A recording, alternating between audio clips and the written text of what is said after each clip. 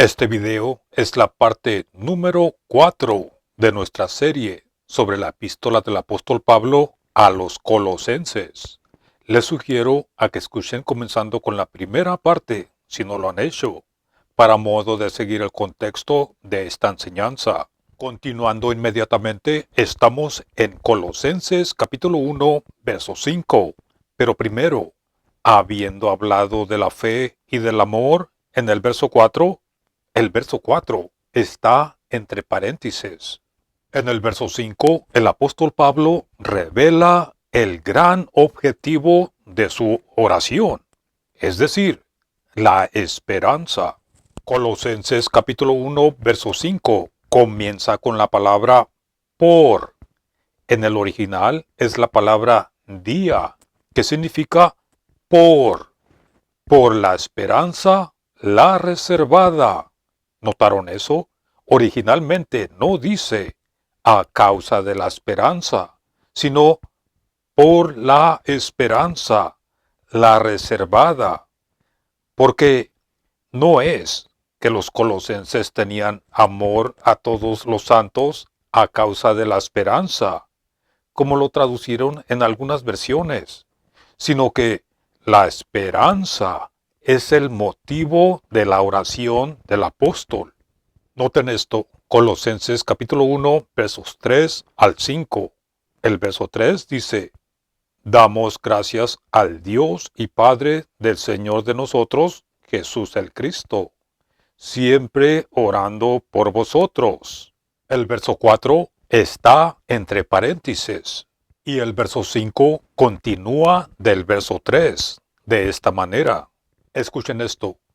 Damos gracias al Dios y Padre del Señor de nosotros, Jesús el Cristo, siempre orando por vosotros, por la esperanza, la reservada para vosotros en los cielos.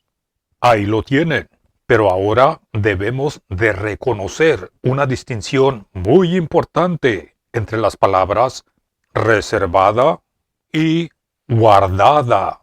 Porque en la primera carta del apóstol Pedro, eso es Primera de Pedro, capítulo 1, verso 4, leemos acerca de una herencia guardada en los cielos.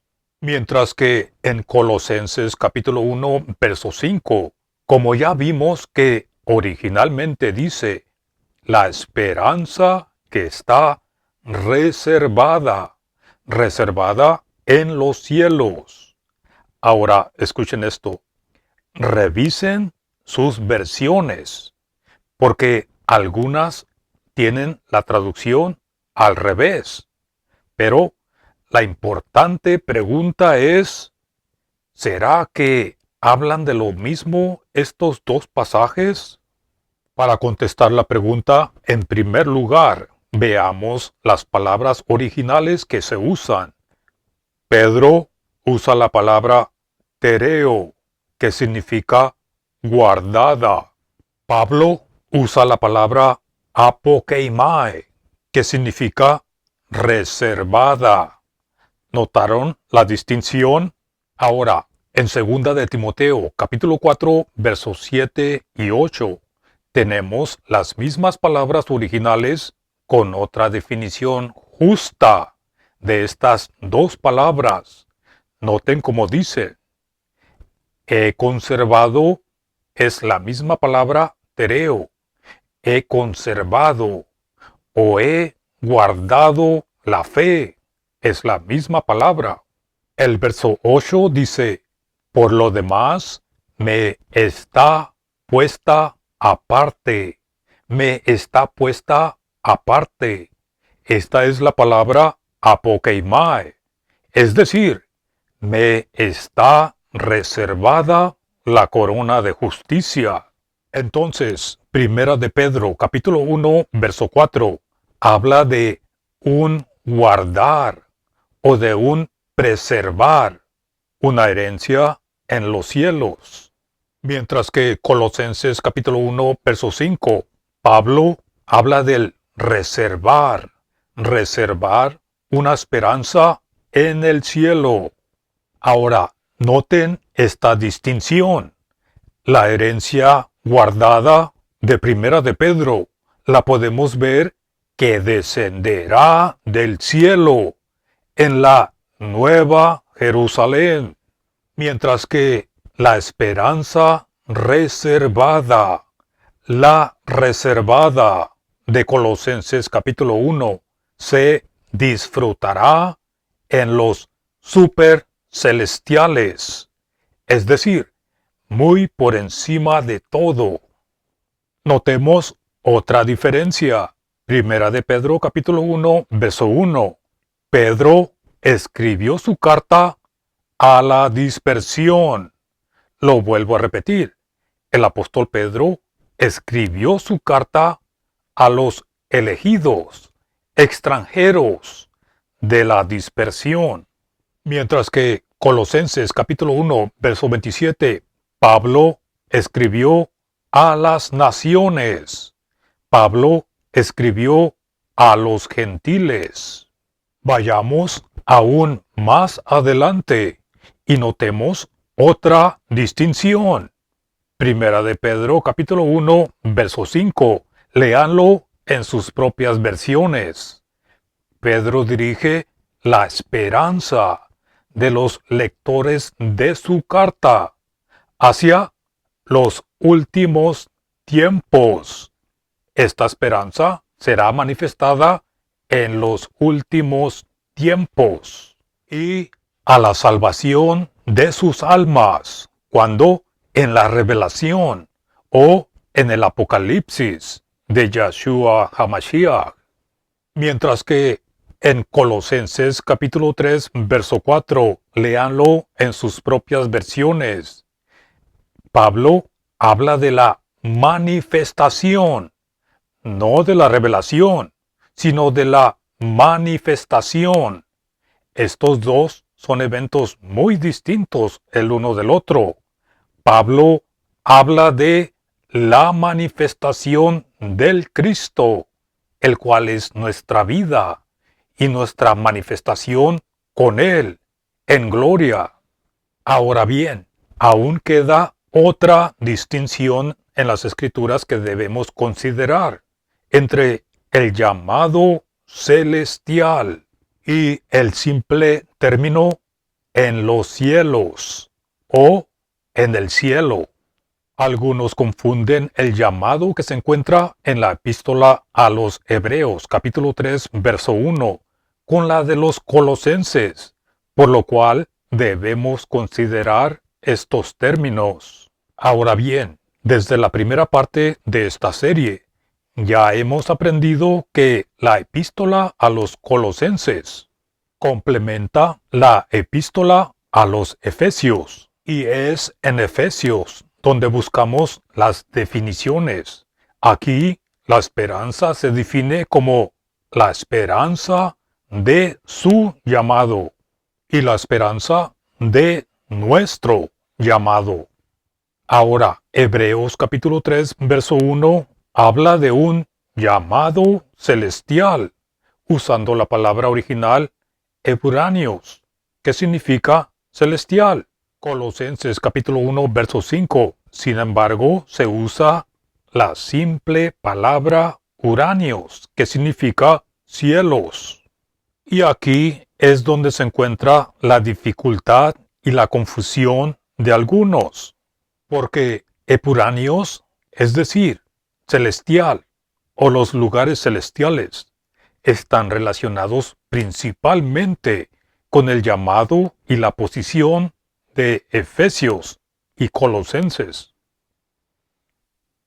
Ahora, la palabra simple Uranios indica los cielos en relación con la tierra, como en Mateo capítulo 5, verso 18, y los cielos con estrellas, como en Mateo capítulo 24, verso 29, y el cielo como el trono de Dios, como en Mateo capítulo 5, verso 34, y los cielos como la habitación de ángeles, como en Mateo capítulo 18, verso 10.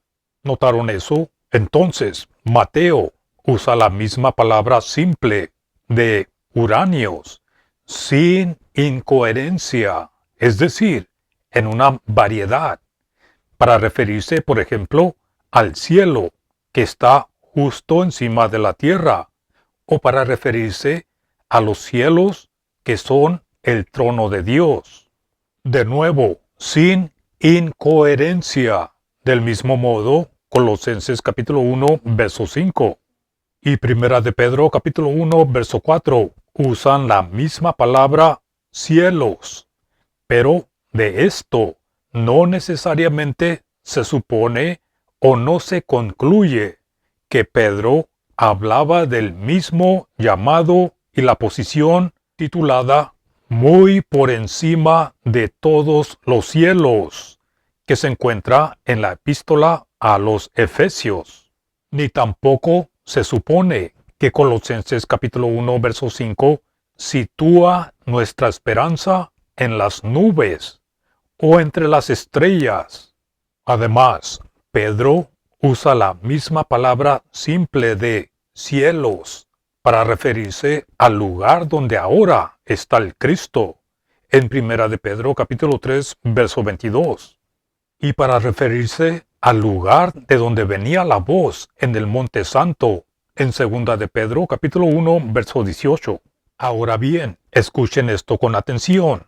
En la epístola a los Hebreos tenemos dos referencias que hablan de la realidad celestial, de la cual la tienda, es decir, el tabernáculo, era sólo una copia, era una sombra. Estas dos referencias se encuentran en Hebreo capítulo 8, verso 5 y en Hebreos capítulo 9, verso 23. Y tenemos otras dos referencias que hablan de la ciudad y la patria celestial, es decir, Jerusalén la celestial. Estas dos referencias se encuentran en Hebreos capítulo 11, verso 16 y en el capítulo 12, verso 22.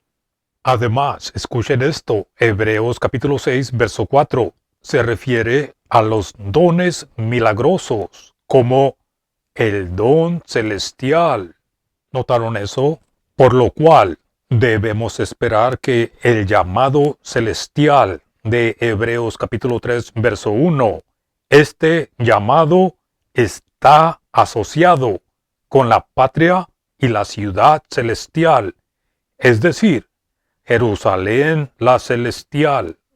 Entonces, entendamos que la palabra celestial en el original epuranios, al igual que uranios, como ya vimos, tienen un amplio significado. Sin embargo, la palabra celestial en la epístola a los Efesios, el apóstol Pablo la usa con tal precisión y con términos que él mismo explica, como para dejarlo a uno con el pleno entendimiento de la característica y la esfera de la esperanza de su llamado, es decir, el llamado de nuestro Dios y Padre. Además, en la epístola a los Efesios tenemos 5 pasajes que contienen una frase que no se encuentra en ninguna otra parte de las Sagradas Escrituras. Esa frase es, en el original, entois epuranois, literalmente, en los lugares celestiales. Esta expresión difiere en el uso de Hebreos capítulo 6, verso 4. ¿En qué y por qué? En que los dones milagrosos a los que se refiere allí, aunque eran celestiales, no fueron disfrutados en los lugares celestiales, sino en la tierra. Y la nueva Jerusalén, la celestial, de Hebreos capítulo 12, verso 22, es vista por Juan descendiendo del cielo de Dios a la tierra nueva, en Apocalipsis capítulo 21, verso 2. Por lo tanto, el llamado celestial de Hebreos capítulo 3, verso 1, no necesariamente significa que los participantes de este llamado serán colocados o situados en los lugares celestiales, lo cual es otro lugar distinto.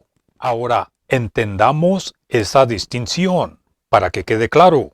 Efesios capítulo 4, verso 10 nos dice que Hamashiach, el Cristo, subió o ascendió, noten esto, por encima de todos los cielos para llenarlo todo.